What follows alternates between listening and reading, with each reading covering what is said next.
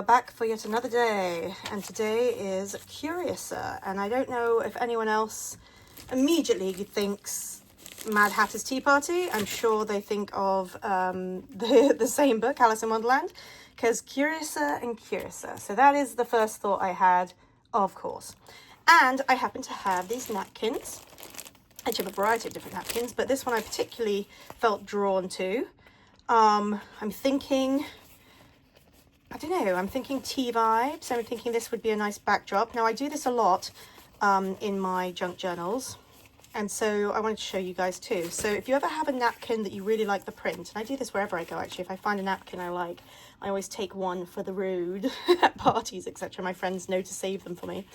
And for example, this one is, let's see here. So you look on the napkin if you have the packet. And this one is 3-ply, which means there are 3 layers that have been smushed together. That's what the dots are, which means they're not glued or anything. You can just peel them apart. It can be a bit fiddly at first, and it can get hard to figure out if you've got down to the final layer. But, so, that's 1-ply coming off. Maybe kind of gentle, but as you can see, it's just pressed together.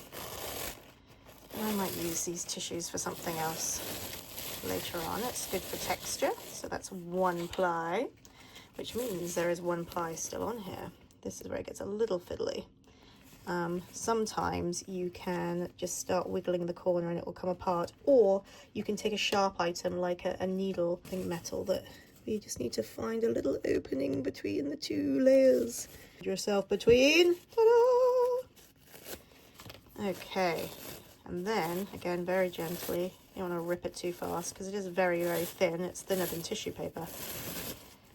And you will now have the inky sheet ready to go. And I use these for all sorts of things sometimes. You can cut them down and they become almost clear. So this is the final ply, the 1-ply. So now there's nothing else that can come off it. Now, if you didn't do this stage, there are times where you'll glue this and you'll go to move it and the whole thing will peel apart and the plies come undone. It's hard to explain, but you do want to do this stage of removing it down to the final ply. Now, I'm going to find a moment that I like. I like this. I like this. Now, a lot of this you may not even see at the end result, but it's a good starting point. So I've been talking about all month. I like a jumping off point.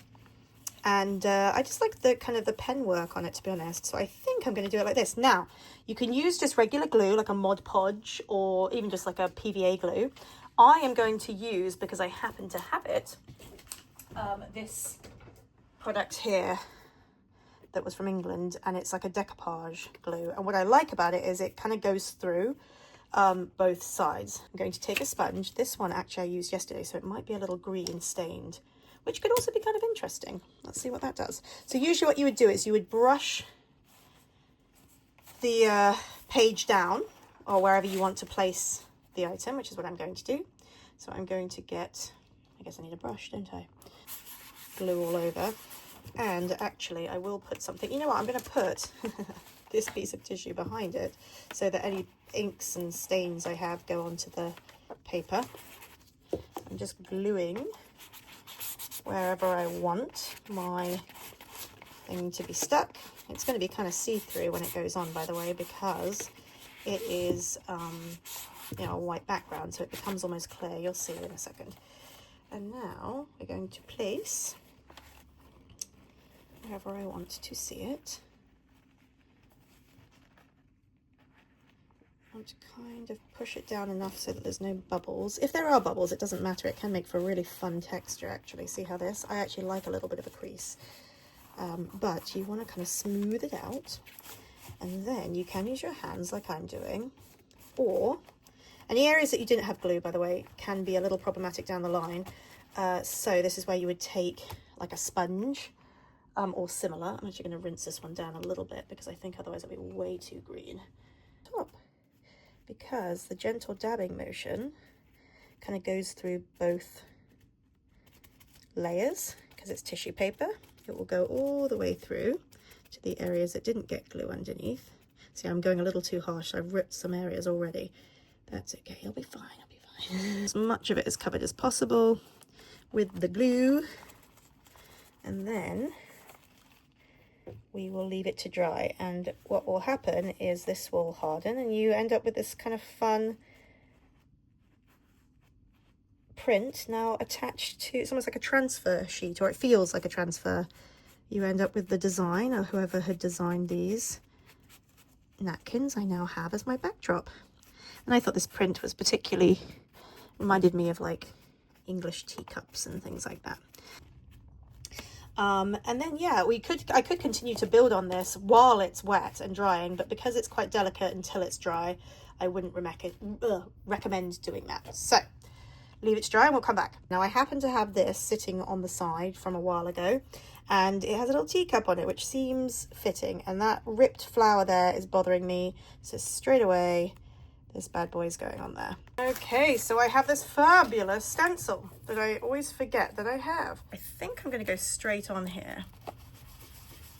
And of course, using different materials, it may not even show up in the same way, or it might show up more vibrant. I'm not sure yet. But I do like the textures having stencils and layers can create. Kind of want more shine to this gold.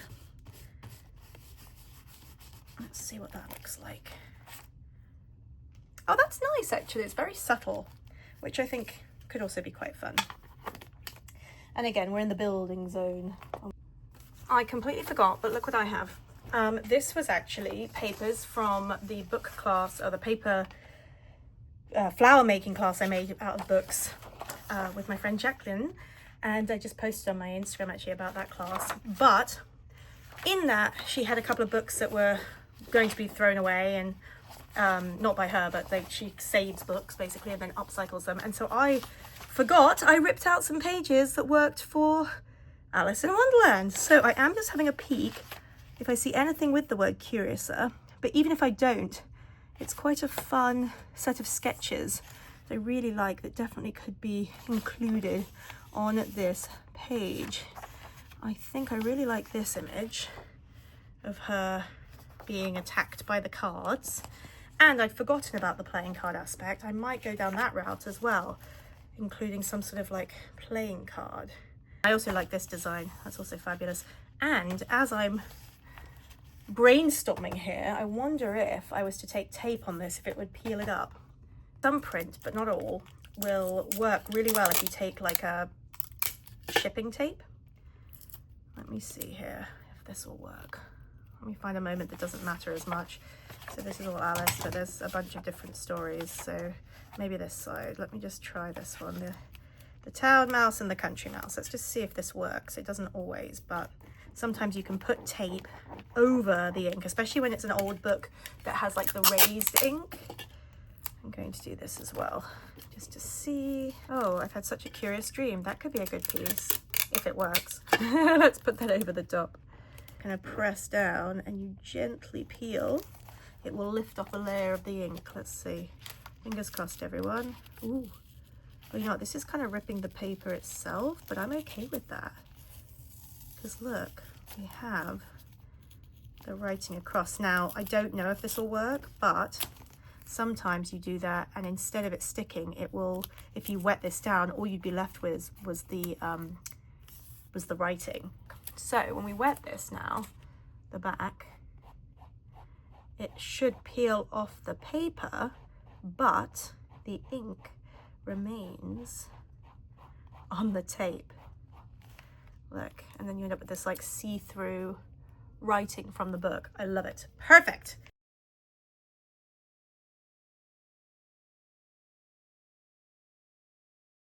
This has worked fabulously. I'm very happy with these, and I'm going to just show you again, but in like real time, because I think that it's such a great technique. Now, it does not work with every book. Do not get excited. It mostly works with magazines. It's basically, it mostly, I would say, works with the raised ink. So if a magazine has raised ink, you can probably get away with it. So I want to do kind of what I did here on this one, so I have the choice to use it. But I took just regular clear tape, placed it over the top of the image that I like, and I actually like all of this. I love all of the design. So I am going to take all of it. And remember, wherever it has the ink is the only part that's going to lift up. Everything else is going to come off. I didn't take it all off on this one, but it can all go away. I like the kind of vintage rustic colours. You can layer it over the top. It's probably better to use packaging tape purely because the pieces of tape are much thicker in width than this tape. But this clearly still does the same thing. And if you layer them on top of each other, they stick together fine. So that is what I am doing here, is just taping the parts I want to keep. The final piece, place over the top of the part I like so. Now I'm with my nails just sort of scratching into the tape to really make sure I'm picking up that ink that is on top. I want these black lines to be on the tape itself, and everywhere that you press into will pick it up a little bit stronger. If you can see that on camera, it's like sealed all the way on. I am going to trim off the excess tape on the top part. It doesn't have to do that. I just want to make it a little easier for me to know where I want to work from. It can be helpful to keep some tape to have something to peel off. Now, I want to make sure I've got everything. I could go and put this whole thing in water right now. That would totally work. However, I am, during Messy May, really into making a mess. So I want to go straight into it and slightly peel up. I'm going to lift this off. Again, I am okay if it brings the paper with it. And like I said, you could totally go put this in a bowl of warm water right away and it will soak off and leave the remaining image on the tape. But I want to do it in a speedy, messy way. So I'm slightly lifting. If you can see this, hopefully you can, all the way around. Again, it's okay if it takes that first layer of paper with it. In fact, it's probably easier if it does in the beginning. For now, I just want to take off the main parts here. And I think I'm going to cut around the tapey parts here so I don't need those anymore. And now we are left with this. And it is still not see-through, but I can keep going to make it see-through by wetting the back. And I'm going to wet this down using, just to show you, literally just some wet fingers, paint water right there. I'm just going to rub the paper off the back with water. Obviously this is dirty water, but that's okay. It's still going to do the same thing. So I did end up going to put in a very low-lying tray some water and have been slowly peeling off the backs here. Now, if you do it this way with multiple pieces of tape like I did, there is a risk that this can happen, which is where the two pages separated. I have no problem with that because I can always glue them on here. It depends what you're really wanting to do. Again, a big fat piece of shipping tape would work better than what I have been doing with it's all I had to hand. But as you can see, it's just, that's the idea behind it. Now, when we hold this up to the light, you can see, or turn it even over, you can see it comes through with the colour underneath. It's a see-through version. I am going to remove some of this paper backing. Probably shouldn't use a dirty cloth because it will go through. But I do love this technique. It just makes for a really fun set of clear images. It's a really, I don't know, just a fun technique. We could make it even clearer, but I kind of like a little bit of that dustiness. You can still see through the dress. Maybe I could put that like there. What's this one? Where do we want to put you? Maybe down here. And maybe we put some of this up here. I'm not sure. I'm going to put you guys on fast forward while I figure this out. But I do want to go down this concept of the cards, the set of cards. That kind of interests me. So I might do some marking on top with the idea of cards. So watch this space.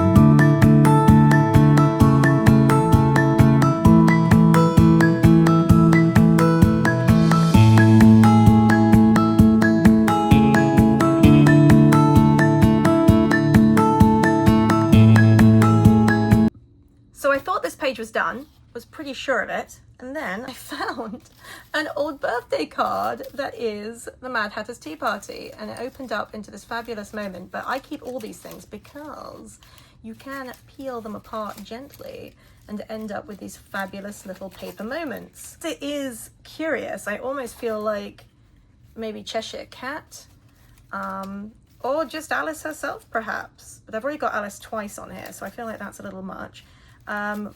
I'm thinking I might do something with the playing cards, because that kind of fits with this theme and also draws in some more of the color. One thing I love about these kind of cards is the detail. The fact that they've done both the front and the back of the characters is just brilliant. It makes for like an interesting option as well when making a plan as to how I might use these later on. And I know that this is not how it was designed to be ripped apart, but all of this is fabulous collage fodder. Fodder being like the ephemera you can use in pieces like this. All of these little goodies will go in some form or another of art pieces that I have, and that's what I love about them. Plus they have a memory. Like, I'm sure this one, I think this one was from my mum, might have been from my auntie, but I'm pretty sure this card was from my mum. And all the pieces I don't use will go into the fodder file to be used for another occasion.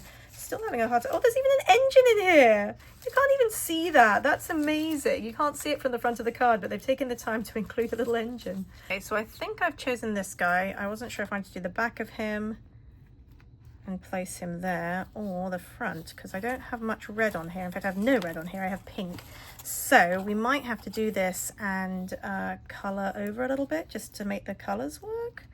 I am going to rip a little bit and decide where I put you. Maybe here, so we could include him in a layered way. I think this works. Okay, I'm gonna stick him down.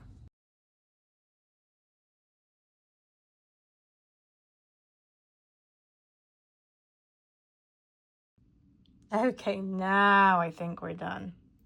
And it says Curiouser and Curiouser, and we've really leaned into the Alice theme with this now. So there we go, that's the spread next to the other spread. I quite like that. It's very, very curious.